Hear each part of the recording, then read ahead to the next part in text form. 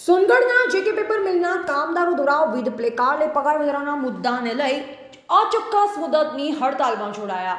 સોનગઢના ગુણસદા ખાતે આવેલ CPM J K paper મિલમાં પગાર વધારાના મુદ્દાને લઈ કામદારો દ્વારા વિવિધ પ્લેકાર્ડ લઈ હડતાલમાં જોડાયા. છેલ્લા ઘણા સમયથી કામદારો અને યુનિયન દ્વારા એગ્રીમેન્ટ મુજબ પગાર વધારાના મુદ્દાને લઈ અગાઉ જેકે પેપર મિલની સામે કામદારો દ્વારા દેખાવ કરવામાં આવ્યો અને જો પગાર વધારાને લઈ કોઈ નિરાકરણ નહીં આવે તો જેકે પેપર મિલના યુનિયનને કામદારો દ્વારા હડતાલની ચીમકી ઉચ્ચારવામાં આવી. તેમ છતાં એગ્રીમેન્ટને લઈ કોઈ પણ સંતોષકારક જવાબ ન મળતા કામદારોમાં સંતોષ અને નારાજગીની ભાવના સાથે આ મુદ્દત હડતાલ પર ઉતર્યા.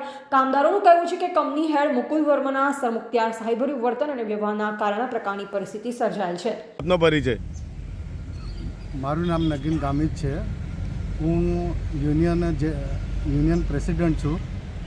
અને કયા મુદ્દાને લઈને આજે હડતાલ પાડવામાં આવી છે? અમારે 4 વર્ષની અંદર એગ્રીમેન્ટ પીરિયડ હોય. અમે એપ્રિલ 2024થી લઈને જે માંગણીઓ મૂકવામાં આવેલ હતી એ માંગણીઓમાં વખતે 2-4 મિટિંગો થઈ.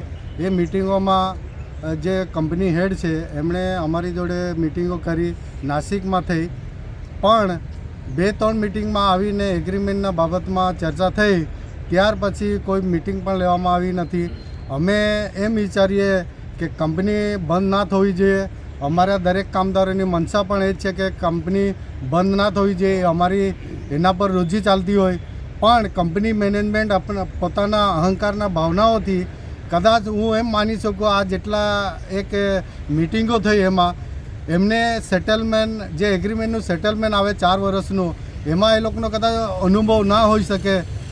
એ જ પ્રમાણે ગઈકાલે લાસ્ટ 10:30 વાગ્યા સુધી જે સુરતથી એસીએલ અમારી સાથે એના મધ્યસ્થીમાં મિટિંગ થઈ. 10:30 વાગ્યા સુધી અમે મિટિંગ ચાલી. એ મિટિંગમાં પણ એમના રવૈયો કામદાર પ્રત્યેનો જે અમારી માંગણીઓ હતી એ માંગણી પ્રત્યે એમણે કોઈ સંતોષકારક માંગણીઓ સ્વીકારેલ નથી. અને એમની સામે પણ એમણે ઉચ્ચારેલ કે હું જે રકમ 4,050 રૂપિયાથી હું 1 રૂપિયો વધારે આપવાનો નથી, તમારે જે કરવું હોય તે કરી લો એવું ઉચ્ચારતા હોય તો અમારે આ હડતાલ સિવાય બીજો ઉપાય અમારી પાસે રહેતો નથી. જો તમારી માંગણીઓ માનવામાં નહીં આવી તો શું કરશો? હવે જ્યાં સુધી આ અમુદત હડતાલ છે એ કન્ટિન્યુ ચાલુ રહેશે. જ્યાં સુધી અમારી માંગણીઓ પૂરી ન થાય ત્યાં સુધી આ ચાલુ રહેશે. આ લોકોએ બહારથી કોન્ટ્રાક્ટ પર કામદારો પાસે કામ કર્યા કે રાખ્યું તો ના, એ જે અમારી ઓપરેટિંગ પોઝિશન છે દરેક કામદારોની એ જગ્યા પર એ સ્કિલ કામ હોય. કદાચ એવી જગ્યા પર હાઈ સ્પીડ મશીનમાં કોઈ કોન્ટ્રાક્ટરને કામ પર લેશે, એક્સિડન્ટ થાય. હવે હમણાં નજીકના સમયમાં એ કોન્ટ્રાક્ટરના 2 હાથ કપાઈ ગયા, કાન બળી ગયો. આવી રીતે દુર્ઘટના બની શકે તો આ એક જવાબદારી એમની કંપની હેડની રહેશે. જી ધન્યવાદ. પરિચય? મારું નામ દિનકર પાટીલ છે અને હું અહીંયા 30 વર્ષથી નોકરી કરી રહ્યો છું. દિનકરભાઈ, શું માંગણીઓ છે? બસ અમારી એક જ માંગણીઓ છે કે અમે શાંતિની જ હડતાલ કરીએ છીએ. અમારે કંઈ એવું નથી, પરંતુ અમારી જે માંગણીઓ હતી 1 મહિના આગળથી અમે લખીને આપેલું હતું તો બી છતાં મેનેજમેન્ટે અમારા પર કંઈ વાતની એ નહીં કર્યું. અને છેલ્લે કાલે રાતના 12 વાગ્યા લગી બી અમારી મિટિંગો ચાલી. પણ અમે એક જ માંગણી છે કે અમારી જે માંગણીઓ છે મેનેજમેન્ટ સ્વીકારે. જે અમારું શોષણ થતું છે આટલા વર્ષોથી અમને જે મળ્યું નથી તે અમને આપે.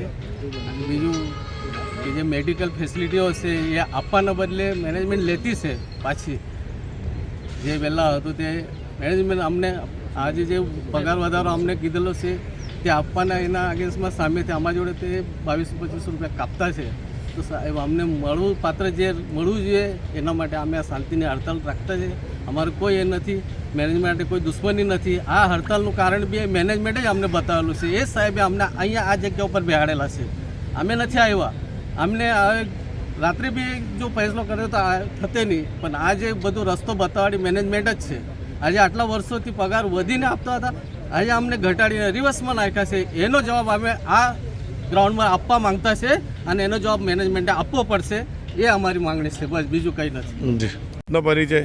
ગામિત અમિતભાઈ, આપણા પેપર મશીનમાં સિનિયર ઓપરેટર તરીકે 20 વર્ષથી કામ કરું છું. અનિલભાઈ, શું માંગણીઓ છે તમારી? પહેલી માંગણી છે પગાર વધારો, બીજી છે ફેસિલિટી જે આવે મેડિકલ, એ વસ્તુમાં અમને કશું મળતું નથી. પગાર જો આજે જોવા જઈએ, આ જેકે પેપર ઇન્ડિયાની ટોપ કંપની છે, પણ અમને બીજી કંપનીના લેવલમાં પગાર મળતો નથી. આજે બીજી કંપનીમાં મળે છે 50,000 થી 70,000 રૂપિયા. અમારો પગાર આજે 20 વર્ષમાં બી 25,000 થી 30,000 જ છે. એટલે એને સમાનતામાં અમારો પગાર મળવો જોઈએ. બીજી તમે જો માંગો કરી છે કે આ લોકો તમને મૃત્યુ પામે કોઈને તો કામદારને વારસદારને નોકરી આપો અને સેફટીના સાધનો આપો, તો સેફટીના સાધનો તમને એના સાધનોમાં બી અપૂરતા મળે છે અને વારસદારને નોકરી માટે ફાંફા મારવા પડે છે, એ મળતું નથી. બીજી વસ્તુ છે કે જો કોઈ અહીંયા કંપનીમાં એક્સિડન્ટ થાય એને એ લોકો પૂરો પગાર આપતા નથી. એક તો કેમિકલ પ્લાન્ટ ચાલે છે, અહીંયા નવા રોગો થાય છે, એના માટે પૂરતું વળતર નથી. આજે અમારું મેડિક્લેમ એકદમ ઓછું છે. જ્યારે કોઈ મોટી બીમારી થાય ત્યારે અમારે પૈસા ક્યાં માંગવા? અમારે આ કંપની જો મેડિકલ આપશે તો અમે સારવાર લઈશું, બાકી કશું જ નથી. અમારે પરિવાર ચલાવવા માટે તકલીફ થઈ ગઈ છે. જી રિપોર્ટર મનીષ જ્ઞાનચંદાની, તાપી.